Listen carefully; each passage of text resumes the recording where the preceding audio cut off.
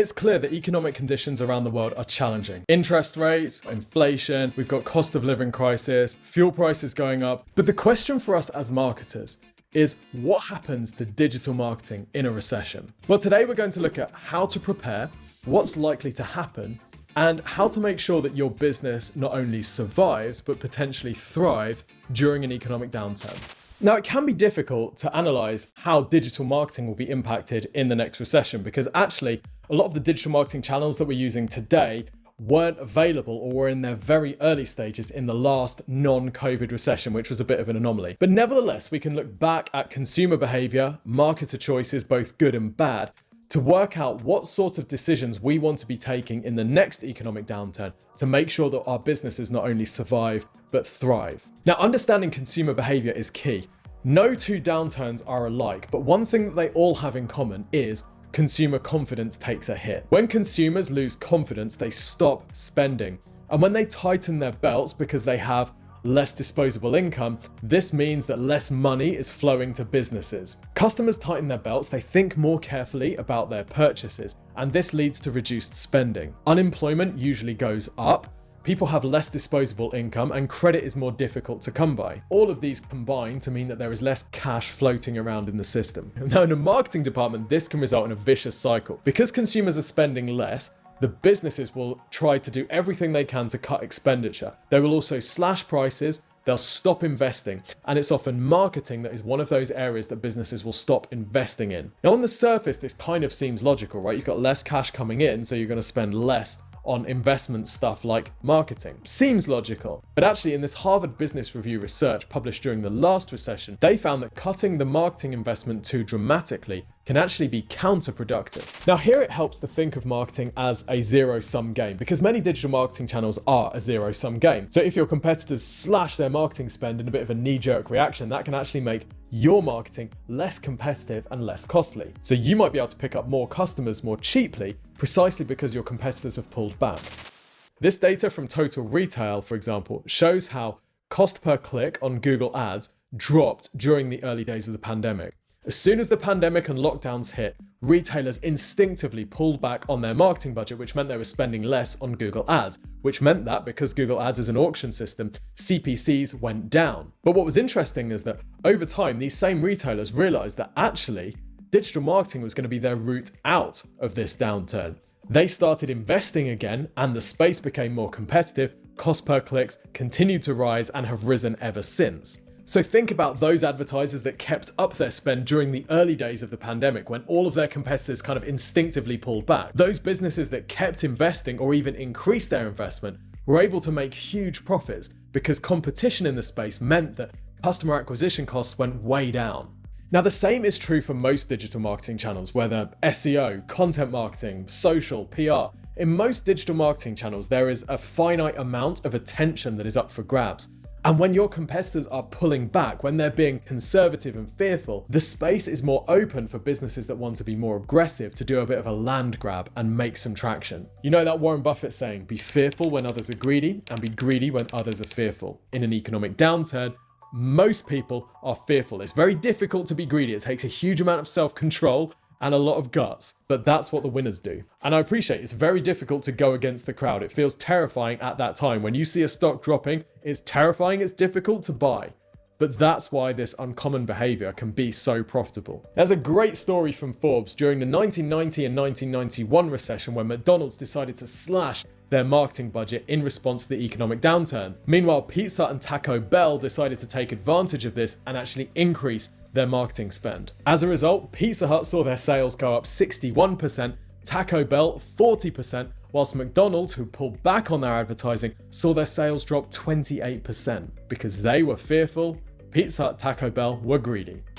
Okay, so practically speaking, what do you need to do right now to prepare? Well, one of the things that you can do is reprofile your customers, because not all consumer groups are impacted in the same way by a downturn. You may have profiled your customers by interest or age or demographic. That's usually how most businesses break out their customer profiles. But this Harvard Business Review article actually recommends reprofiling your customers in a downturn into these 4 groups. Group 1 is the slam on the brakes. These are the people that are hit the hardest in a downturn. They cut their spending dramatically. They tend to be the lower income brackets, although this group can also include people in higher income, but that are very scared. The second group is the patient but pained.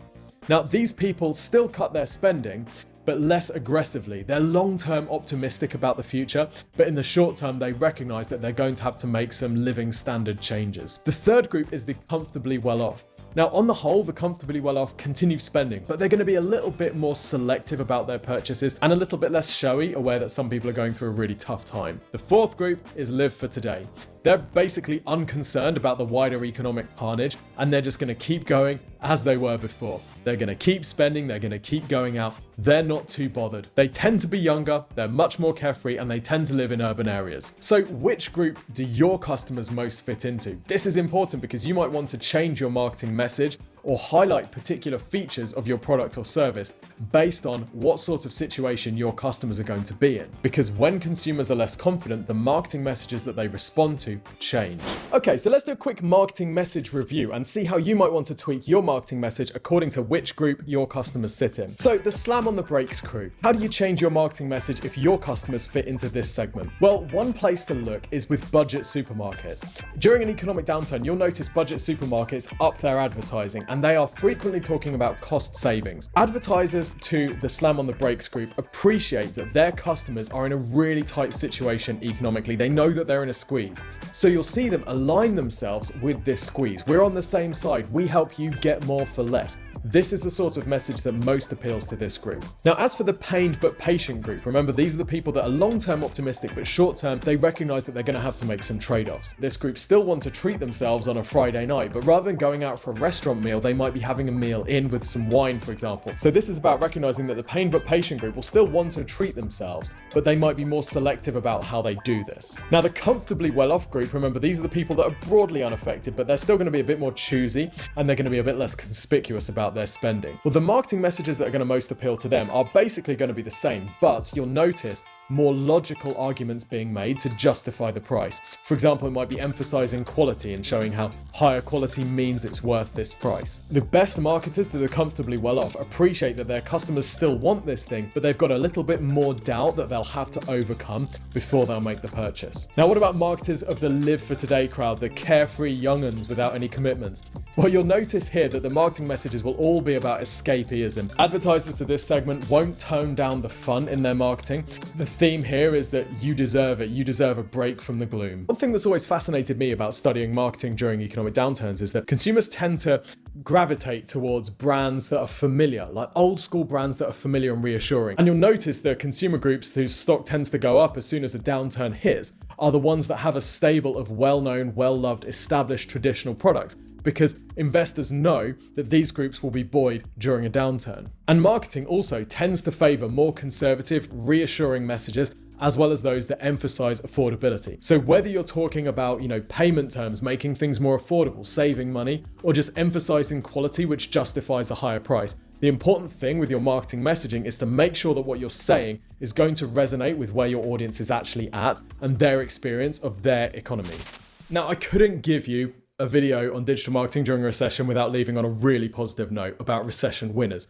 General Electric, General Motors, IBM, Hewlett-Packard, Microsoft, Electronic Arts, Uber, Airbnb, these are all businesses that started during a recession. Salesforce, Google, Facebook, these are businesses that started just before a recession. Just because there is a recession, this doesn't mean existential crisis. This is a cycle. It's a cycle that repeats, and it always has repeated. And as long as fear and greed-driven, faulty, illogical humans are in charge of the world, there will always be economic cycles of boom and bust. That's just how things go. They are times when the most entrepreneurial businesses and marketers are able to not just get traction, but actually grow and thrive and use this as a basis of the next decade or more of their business. There's a famous quote from Sam Walton, the founder of Walmart. Someone asked him, "What do you think about a recession?" He said, "I thought about it and I decided not to participate." Now, a lot of people will listen to that and just say, right, I'm going to put my head in the sand and forget that this thing is even happening. That's not what he said. He said, "I thought about it and decided not to participate." I'd suggest exactly the same approach for you. Think about it. Make sure you're Analyzing your marketing messages against where your customers are going to be at. Is your positioning well suited to this economic condition? Reprofile your customers and figure out what their experience of the recession is going to be. And then have a look at the data. Just because your competitors are pulling back from their marketing doesn't mean that you need to. Remember Warren Buffett, be fearful when others are greedy and be greedy when others are fearful. And if all else fails and it is horrific for you, just remember, according to CNBC, the average recession over the last 100 years lasted 15 months. So this is not a permanent state of affairs. Things will get brighter and they will get better. Of course, whatever the economic situation is, it's a really good idea to maximize the traffic to your website. In this video, we show you ways to triple your website traffic, but using both paid and organic methods. So go and check out this video right now. And by the way, if you haven't already subscribed to the channel, do so and leave us a comment. Where do you think the economy is going and how do you think your business is going to hold up? Until next time, see you soon.